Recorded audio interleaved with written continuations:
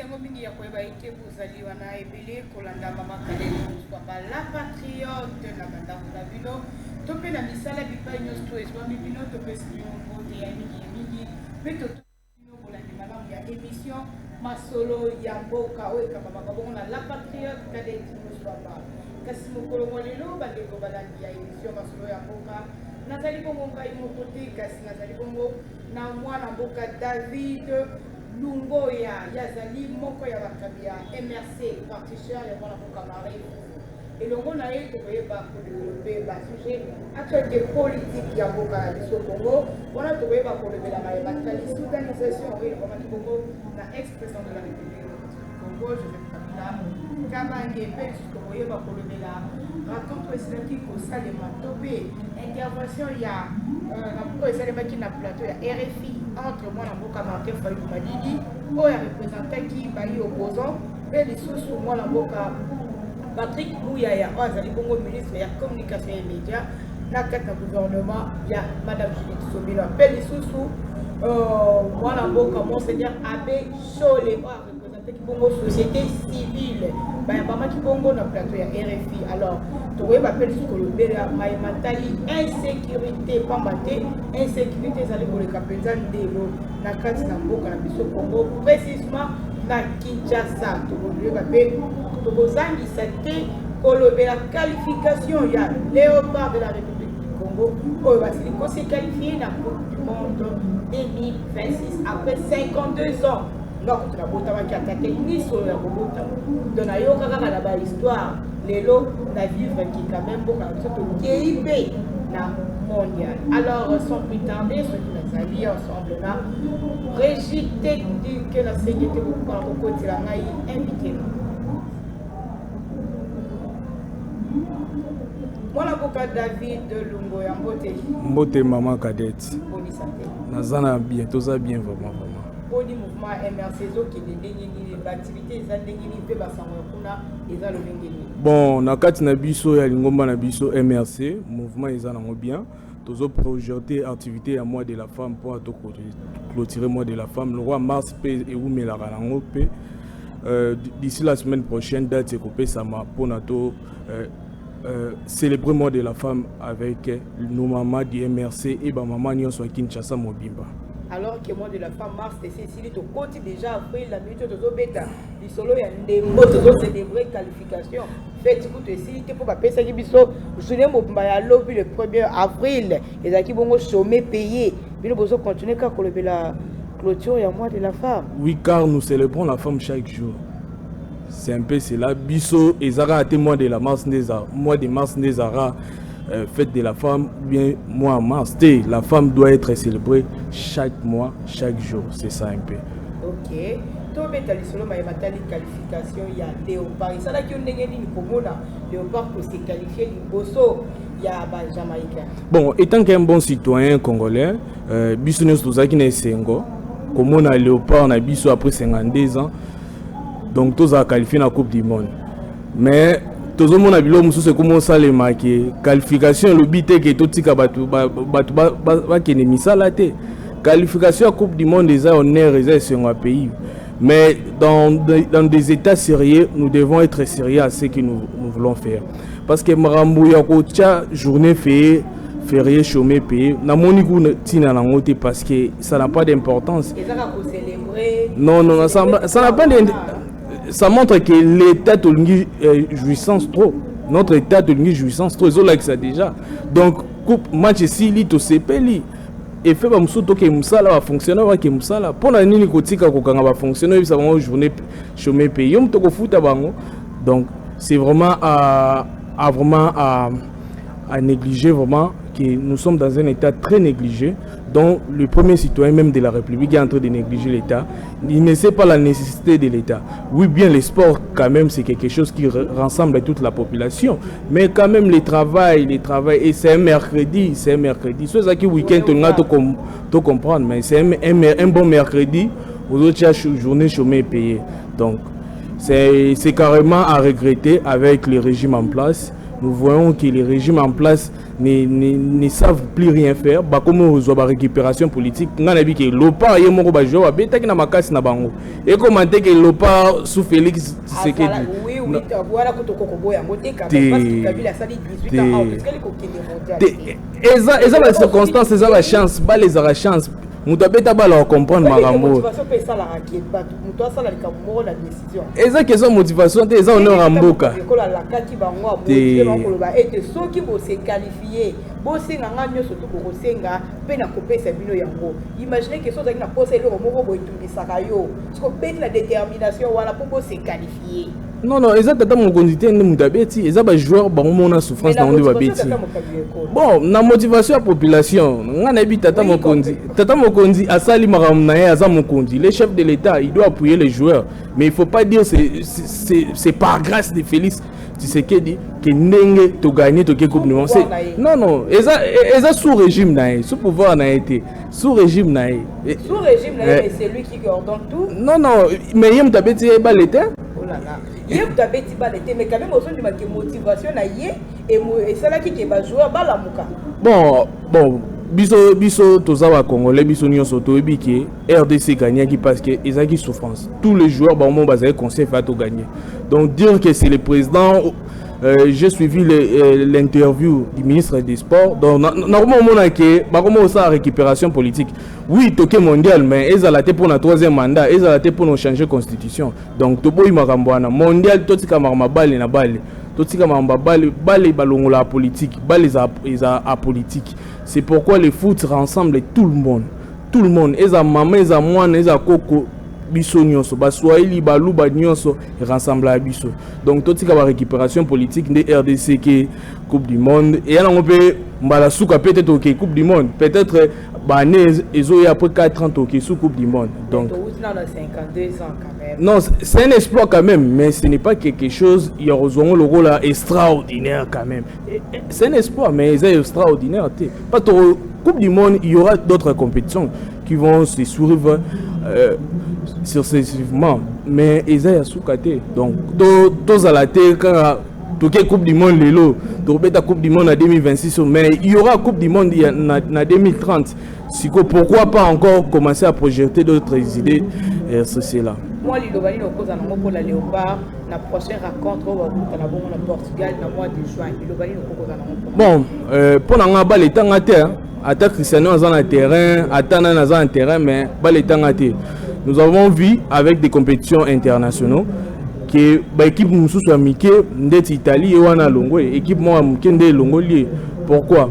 Pas les temps à terre, donc on peut faire des efforts et j'encourage nos joueurs, nos lopards de continuer toujours avec cette rythme ou automimi et ça lui peut bien peuple congolais CP na maman na bana ba CP pour anini tokinda Coupe du monde kala mutaza 60 ans héros à mon âge on a 8 ans mais biso to moni yango déjà to comme ba 28 ans va 29 donc ils ont vraiment sengo et force à et bazala concentrer bazala te embrouiller na biloko président de la République a kopesa bango et pesi bango ki peleke c'est ba ko sa bozoba et tout continuer dans le rythme. On a peut-être aussi on peut se qualifier pour les 16e de finale, 8e de finale. Donc non motivation ana eza kokosa. Moi na soki asali eloko moi bien, tika za na rythme ana. Soko opesa encourager na abilité, encourager na muke pour na za na rythme ana ayo zo ebele plus que wana o pesa ki.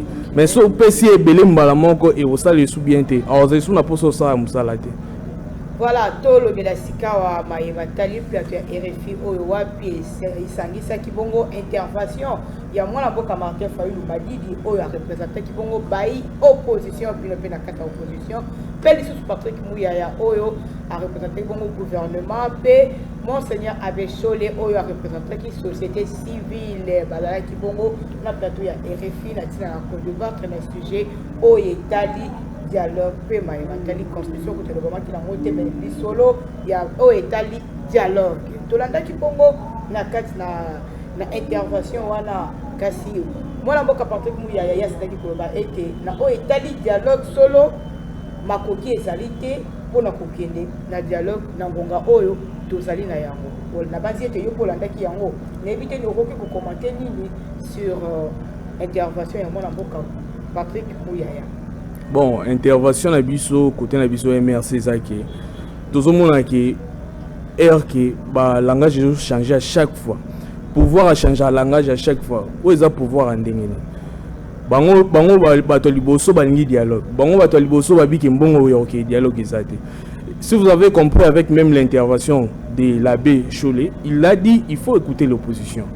Biso ba opposant de tout le monde à nyonso. Bango baza na jouissance à pouvoir. Moi ba mona l'autre côté. Ata ba moni ka niveau ezama bi bango ba leka na butu. Ba mona l'autre côté. Ce qu'il faut comprendre est que les pouvoirs en place ba l'autre salate. Parce que bazana bango na poso organiser dialogue te bazolu ka ba mima biso na mbriment ya révision na changement na ya constitution pour la ba mbrier peuple congolais. Mais alors que au sud Kivu et au nord Kivu bazo souffrir, il y a des gens qui souffrent. Moi j'ai des amis de l'autre côté bazo souffrir et ça passe au komona kotika état na biso kotika des villes na biso majeures botiki yango sans autorité de l'État, botiki yango na batu moko ya bapaya, pe boza bino à l'aise, boza pe kolala à l'aise, pe bozo célébrer le part à l'aise. Donc toko yo kata pasité. Parce wana ba mususu ezala ata soza na mbongo te olobate oluki ata ilo mususu. Mais mbongo ezana mboko, ba détournement ezoleka à chaque moment na ba institution, na ba DG, na ba biloko ba OCC, ba détournement ezoleka. Mais après, pour le dialogue, pour organiser le dialogue, il y a beaucoup d'opposants dans la société civile. Tout le monde. Tout le monde. AFC M23. Tout solo là, normal. Tout le problème. Quel est le problème de la RDC? Et ça, on a un dialogue. Le dialogue est quelque chose d'extraordinaire. Le dialogue demande juste la conscience du pouvoir. Mais le pouvoir peut pas dialogue, bango ba sala ko ba ete pona bango to okende solo dialogue. Mais na ba oyo ba simbi mandoki bango ba ko likala dialogue parce que ba bomi ba ndeko na biso ba congolais. Est-ce que bango peut ba dialogue mais ça ndeke oyo to kozali ko luka dialogue ya dialogue ya ni national pe inclusif na yango te oyo bango ba sali ko bango ba le bien que to okende na dialogue exclu ba oyo ba simbi mandoki. Il y a un adage qui dit en français vaut mieux un bon arrangement qu'un bon procès. Et le biboy vaut mieux tout ça l'arrangement moro ya bien na bato basimi manduki que tout le gato bandubun savon. Parce que si vous avez bien, si vous constatez bien tout qu'il y a une guerre, nous sommes en guerre avec l'AFC M23. Mais quel est le résultat de cette guerre en question? Tous les résultats mon côté, l'AFC M23 azaka tisiko na Bukavu, tisiko na nord na Goma. Azape tisiko na Rutshuru, azape tisiko pe na Masisi. Donc besoin déséquilibre des populations. Pour ça na bango bato ebele ya pouvoir monarque, pouvoir ezara awakin. Soko za pouvoir Kinshasa ndeza eza ville extraordinaire. Mais alors que les gens sont en train de souffrir à l'est à cause de l'ingérence de l'actuel pouvoir, parce que le pouvoir zolingaté au salamba mo loko. Si ils étaient conscients au basala kawana depuis Bunagana, ils allaient bien se parler et même certains cadres de la majorité l'ont dit au président de la République. Bengi Sabatouana Tosolola. C'est une bonne stratégie militaire. En termes de gestion des pouvoirs, vous allez constater que les pays et qui n'ont pas malembe. Pour Nanini, parce qu'ils ont TTS, il y a mutu moko azolingate. Donc pour nos solo la mutu anaza muninga na yo. Bo solo libre to yokani makamunyo c'est ça bien. To bongisi mboka ezaki bo ezaki marché bien te to chaboy. Ndezara wana c'est ça l'essentiel du dialogue. Non non on a qui ezali procès moko ya malamu te d'après ngai pour la nuit to be quand même réfléchir ensemble. Ce qui te le dit est que tu benga ba simbi mandoki na dialogue. Au moins tu repères ba misusu courage. Il y a que ceux qui va frustrer par la moko peut fois que de ça la rébellion pour éviter que la sima rébellion ba ko benga épée. Toke na dialogue te vandi to solo li. Yo pe ko na ba ko peso kanda yo pe que yo sali rébellion après ba bengi yo pe to sali dialogue au contre pouvoir. Au moins tu la d'une façon il y a ko favoriser parce surtout ba que na ko sala ba rébellion pour ba éviter que na suka nango ba ko benga to vanda autour d'une table pour la négocier puis na ko hériter pouvoir. De notre côté du mouvement MRC, nous avons plusieurs idées à proposer concernant les dialogues. Pour après dialogue, dialogue à Souka au organisé. pour mettre des mécanismes ok so muta sali dia mabe moyen azongusu na mboka ezate. Parce que moi je pense que il y a ces idées, je vais pas dévoiler ça ici parce que ça c'est secret na biso to dévoiler on a dialogue parce que RDC ça un problème moro, il y a ba frustration. Le pouvoir en place a frustré mutu qui m'a mon rébellion. Mais alors que dans RDC l'homme mususu c'est un lo moins simple. Yo solo la ka loi ba ya boy boy et to panzani problème ici. Mais bozo qui no boto la mutu loko nae bogo ko sa bloko nae bozo que otumba biloko abatu. Vous pensez que mutu ana peut encore ça la même chose té bino pe bozo ka kando boluka pe beaucoup man rébellion avec les pouvoirs en place comme ils sont en train de le faire. Vous allez constater que bango baza ko boto la banga batu bazo ko sala boy bazo ko yiba ba mituka batu bazo ko boto la basi ya batu. Donc bango boto la nyonso. Vous pensez que après eux au pouvoir et la jurisprudence c'est comme Biso peut faire tout ça la fatigue le quoi appelle ça la Biso. Mais moi je pense que avec le dialogue il y a des idées que le mouvement RMC tout ça na ba idée na Biso oyo to koki ko pesa pouvoir pour na ba canaliser ba kanga ba mécaniser makamnyonso pour que tous les gens ont problème à rébellion tous les gens ont problème à fragilisation institution et ça le m'a bien. Parce que RO a un problème de fragilisation de l'institution. L'institution est fragilisée. Parce qu'il y a dans des villes dont il n'y a pas l'institution de l'État. Dans des villes, les gouvernements centraux ne dirigent pas. Même le gouvernement provincial n'est pas. C'est totalement absent. Est-ce que vous soutenez que pour le changement, de modification, il y a une constitution et un bon canapé? Moi, je pense que le changement de la constitution, c'est trop dire. Biso modification, la modification est constitutionnelle, ils ont la carte de la constitution, mais par rapport à la question des changements, tous autres laqué, il dépend ça mécanisme.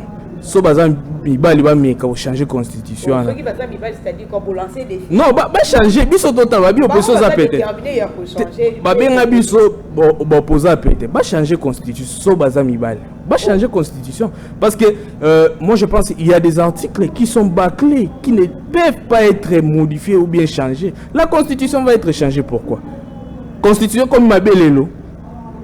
Il y a aux présidents de la République au prêter serment pour nous respecter la constitution. Est-ce que vous avez violé certains articles de Wana et Rosolo Bawan? Pour l'angaï, si vous avez été sérieux, la Cour constitutionnelle devrait interpeller les présidents de la République pour haute trahison. Parce qu'il veut, Agnasa Biloro Morobo, il n'a qu'à sa pouvoir. Il doit être interpellé pour haute trahison. Parce qu'il a trahi la constitution dont il gire, soit changer la constitution. Il faut juger quand même. Pourquoi? Dans le peut-être serment, oui, à mon équipe, mais tant que Fandi a tangué en haut, sur la monnaie, mais locoyo, ils allaient solo malam, t'es singulier, t'es tolo, tout ça, la moupé, coli, condi, moussou, pour l'intérêt, il y a peuple congolais, j'allais dire. Si que ma peine a été, ils allaient pour ce qui a moni été, mi beko auto, kota sikawa, ils allaient pour la bolam, il y a peuple auto, ils allaient pour ça. Ma peine est non. Pourquoi que ça l'a jugé la trahison? Maman cadette, tous en constitution, mon il y a malam. Même même non, constitution est rédigée par des Congolais. Na San City. Constitution est rédigée par des Congolais. Et ça va pas être. On a débat toi il dépêche ne va ça la bon. Dans la constitution malam. Nous avons pas de problème de tests en RDC comme l'a dit le président Bahati. Nous avons pas de problème de tests. Et ça qui est dans un problème de batami tout. Donc il y a certaines personnes ou bien certaines personnes au pouvoir bazolinga basa a 32 ans le roi Mobutu des abaïdés n'abon. Mais alors que le pouvoir après le pouvoir la vie continue. Yo wana Joseph Kabila akomo vanda na ndaku ya mabaya caverne. Donc pour na nini pour na azoki ma insécurité za même na mboka ne. Pourquoi le seul président vite aux années yewana. Mais c'est la justice non. Non, mais c'est qui t'indigne de justice congolais condamné déjà mort. On a bien un procès fictif. Il y a le procès mort et banité. Et banité parce que non, c'est un procès fictif. C'est un procès fictif. Bassami c'est pourquoi il y avait des preuves au bazoa qui bazoa ba monnaie ba preuve non. Nous sommes tous congolais. Toebi ndenge gérance à pouvoir et les garants. Ndenge ba rotier lopé ba boule moi ma bé. Toebi même entre ba on a quatre unions sacrées ba tieli ba muninga ba Modeste Bahati moi je viens de Bukavu. Moi je sais que Bralima a Kendaki. Mais Bralima qui Moutoumoko a son bien au Bahati, Moutapé à Tchimbongo. Les professeurs Bahati n'est rien dans cette affaire. Il y a injection en bon, soit $1 million, tout ça, pour nini, ils ont apprécié, ils ont été abontés. C'est-à-dire que dans le pouvoir actuel, donc, basant la mécanisme, ils n'ont pas de projet. Sauf que tel projet, c'est l'ancien président Joseph Kabila. Ils qui déjà na table. On va conclure. Oui, basale le monte à malonga. Eloni basale. Eloni. Elo comment côté à malonga. Mais quand même, toi, mais quand on dit la ville province à Kinshasa, moi na boka Daniel Bumba komi ko bunda. Oui, ngai personnellement na beta kapena c'était ko le bela mai mataline c'est là parce que nzele za la qui sous-sauté. Alors ceux qui vola mo komi ko mona na boti ka peto le bela yango. Actuellement banzele komi ko si là, moi banzele mingi komi quand même makada malgré bo soutenant de silité mais banzela quand même tokoki ko betele moi maboko donc sur 10 tokoki ko évaluer même na 4 sur 10 parce que azoya maleme maleme par rapport ya ndenga kutela ki zele za la qui te et les locaux banzela c'est comme béton à béton donc quand même ça promet quelque chose qui promet non. Et ils ont fait ça na ce qui coûte pour le beli makambo ya gouverneur ya ville province de Kinshasa faut to bango ki bétonnage ba sala ils en a diré mo ya bien té. Donc so boleki na banzia nyos ba sala bétonnage bo mona ki après 4 mois 5 mois ba béton nyos na ba sali ebeba. Pourquoi bah moi je suis pas ingénieur dans la construction mais j'ai posé une personne la question il y a bétonnage il y a dernière qualité au salle ils a dernière qualité parce que so botali bien na stade de martyr tous en bétonnage la bétonnage na ngoya martyr na bétonnage au bazo sala bon mona qui est différent. Il y a martyr et oumeli ils a bon lelo mais au bossa là-bas les a dernière qualité tout le bango normalement bati que la batu au basala musala banzela bien nous pouvons prendre l'exemple du président Maréchal Mobutu basala banzela il y a ebelé mais ti lelo banzela na ezakaka malgré tout oui ezakaka pourquoi parce que il faut chercher des personnes sérieuses mais bango ba luka batu o yeba batu ya construction agence en construction baluki bango bakate bango bon na bango bango pe bazu ya bango donc ba pese bango cop et comment on connaît ce cop pour nous cop ya construction ya nzela il faut zara mutumo na gouvernement pour zo pe cop na gouvernement pe ka bon nyonso et comment on cop mais moi je pense que bon quand même il faut féliciter la prouesse du gouverneur qu'il est en train de faire mais ils appellent pas sur ça nzela mais makada moti kango bongo. Il n'y a pas l'assainissement, il n'y a pas aussi l'assainissement, le curage des caniveaux. Si les lots, il y a un les sous banzela. Donc, tout ça nzela, tout résonnant sous banan baoyer bawandeo assainir nzela, banan baoyer ça curage, il y a ba terrasser na biso. Il y a un c'est idée avant que ça construction nzela, il faut tout ça idée wana. Pour que tu prévois maman news et la tête diabo salinzela après 3 mois 4 mois 5 mois nzela comme beba ndebo nibo ndokire ah to ça na avenue Victoire bomo ndé nzela etonga minango mais nzela comme beba déjà parce que canalisation ya mai et na assainissement ezate muto abonza nzela zate donc ville à Kinshasa to ça nous sommes la ville la plus sale du monde même si en matière de construction tozo qui est malé mais ezana on bien TPK construction fait bazo batumo baza compétent.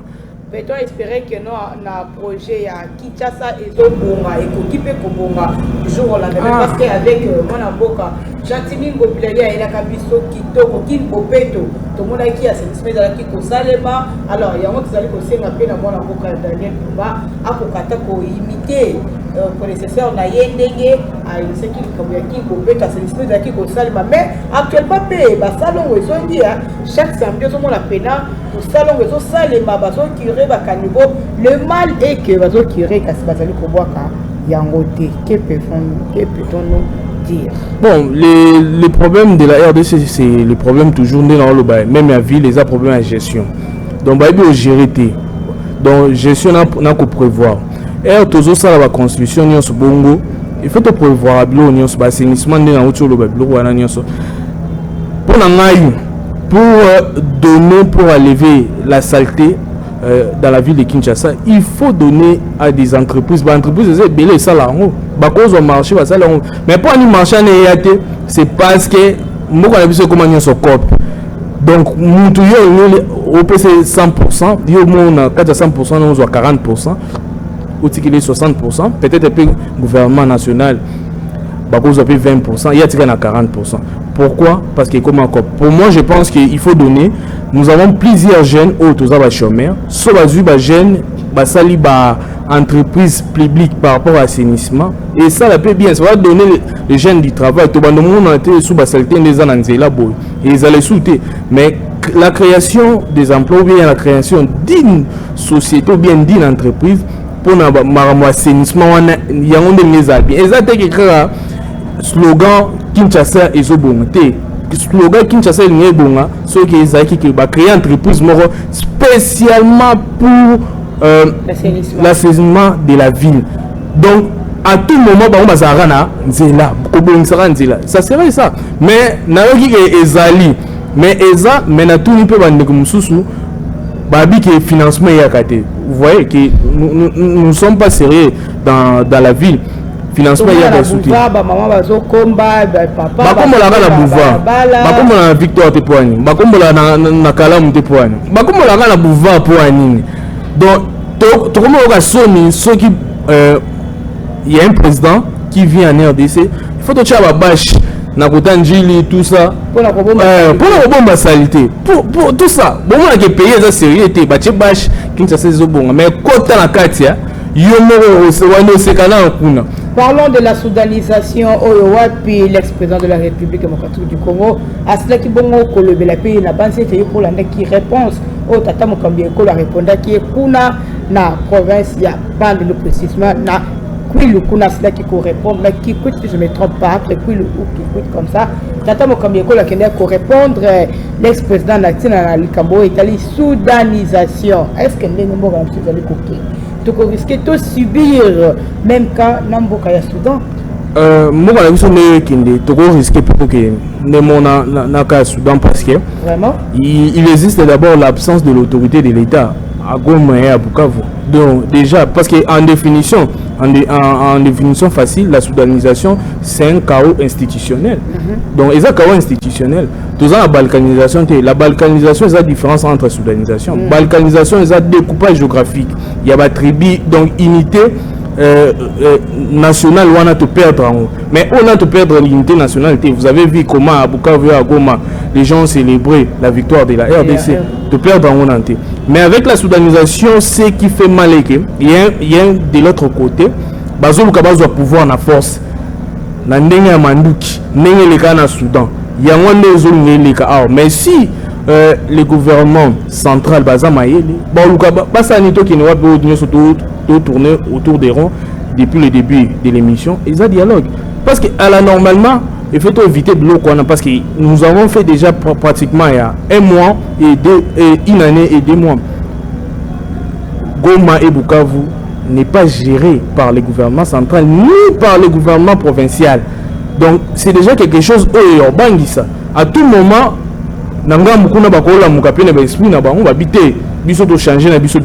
mais pour éviter cela, tu organiser dialogue.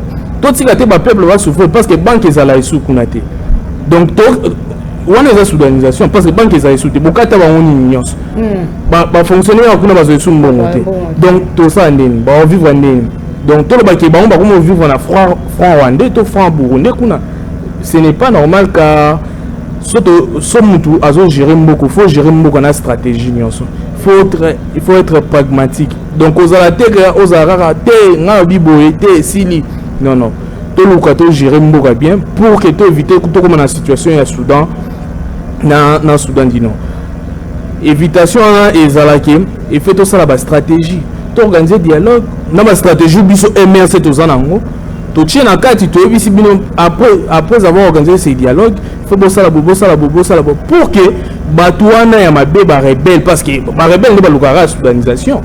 Ba on de ba ya na bilo qu'on a les seigneurs de guerre parce qu'il y a plusieurs seigneurs de guerre en RDC. Comme vous voyez le général Making, bah avec seigneur de guerre. Donc pour il y a l'uniga Bitumba, il y a l'union au PC le côté à Siliki à Bitumba. Donc c'est quelque chose à éviter. Pour moi la soudanisation n'est pas quelque chose très grave, mais on peut l'éviter facilement et sans faire du bruit à travers les dialogues. Parce que surtout que dialogue, soudanisation est là. Mais tout ça dans la soudanisation. Parce que jusqu'à présent, Gome Buka Melaka, Baliaka Mongo, Nabisoa. Unité na bango franc congolais na bango yangwana. Orange nini ba réseaux sociaux. Non c'est ça. Mais tokoluka to perdre kaka parce que ce que toké na bango des ans demi. Mutu akoyoka pasi, abando yoka pasi. Babando soit basim ya ba rwandais soit ya burundais. Comment ça parce que bakom na souffrance. Donc wana marambo wana ponanga soudanisation ezana ngo bien té.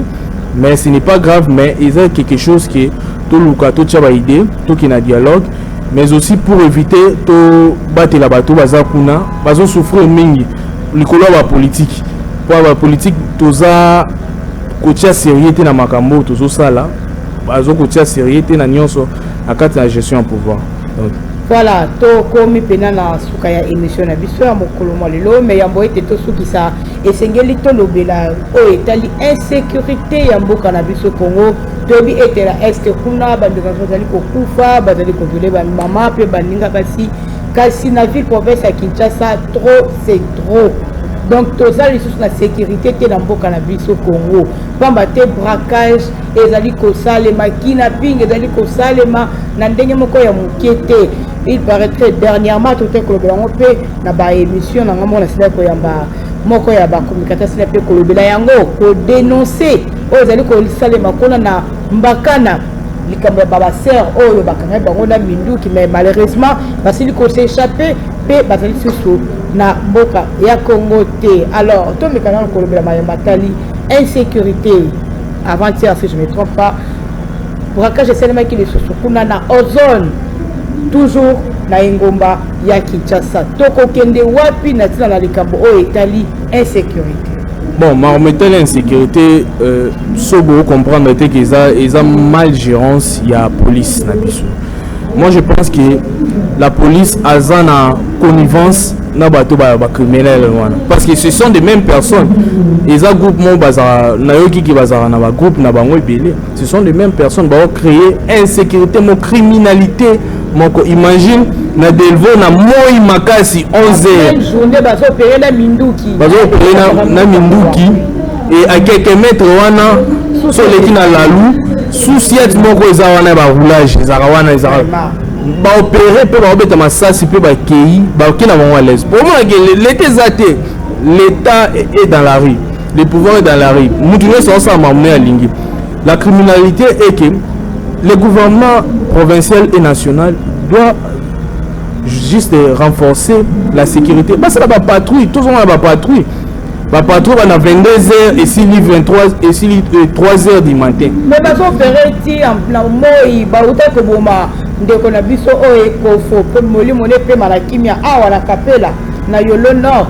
Baboma qui a plein de journée ça qui na butu tata so basali patrouille na butu bango baye na journée au moins na teke ezaka kapasi mindu te on peut baswela kana ngo wapi ba est-ce que identifier masasi wana pour la koyeba ke uti wapi ra mundu kinini est-ce que nyo surtout wana vraiment ezali manque ya msala l'état topé ezali kana ko expliquer biso bon makamwana ndena lobi liboso.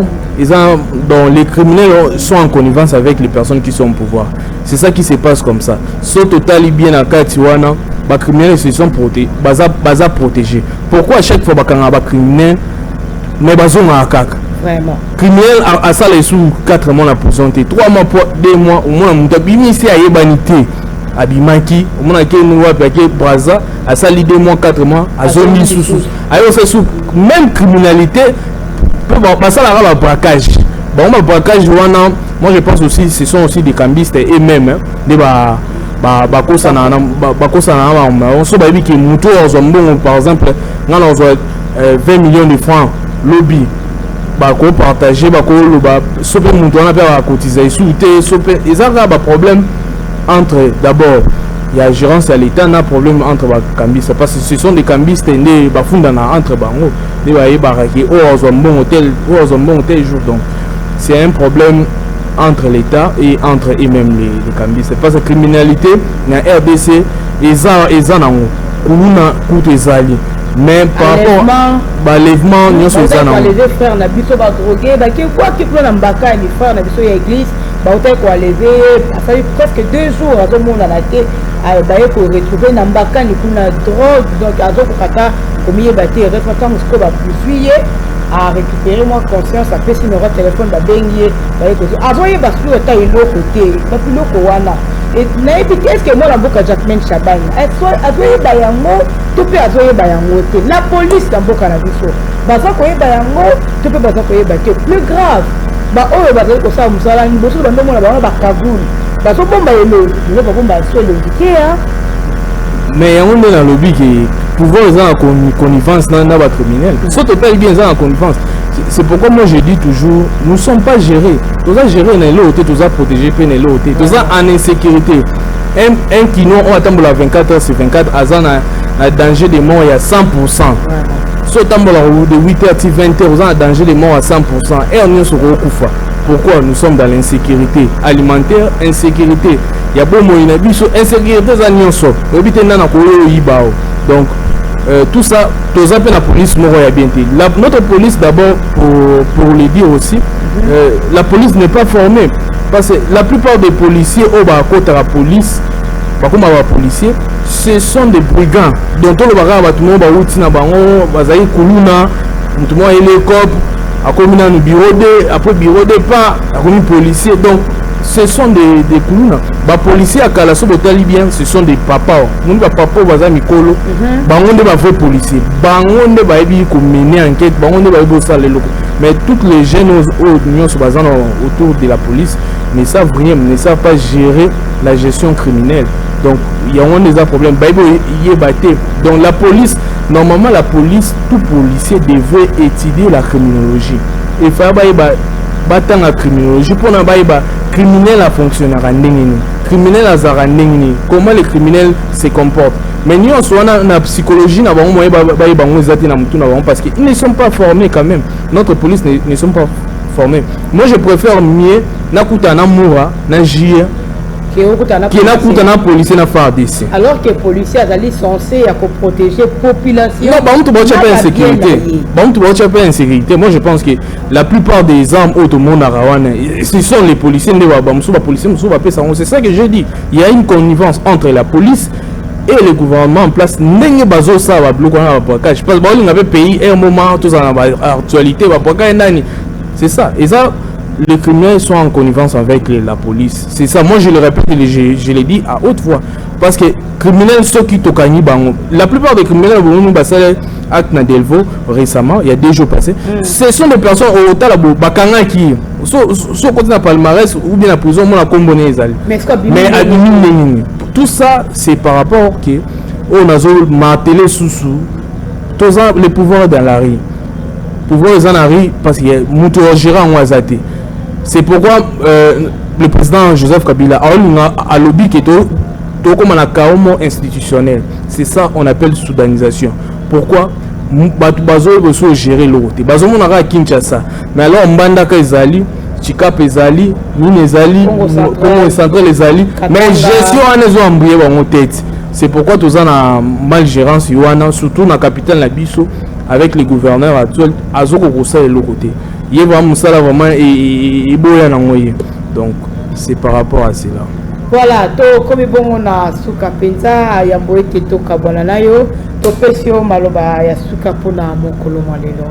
Bon, maloba ezana ngwe belete on a zolo baraka kay bana kanguka bazana terrain na bango comme cimetière donc batu balamuka na bango na tongo bache terrain cimetière.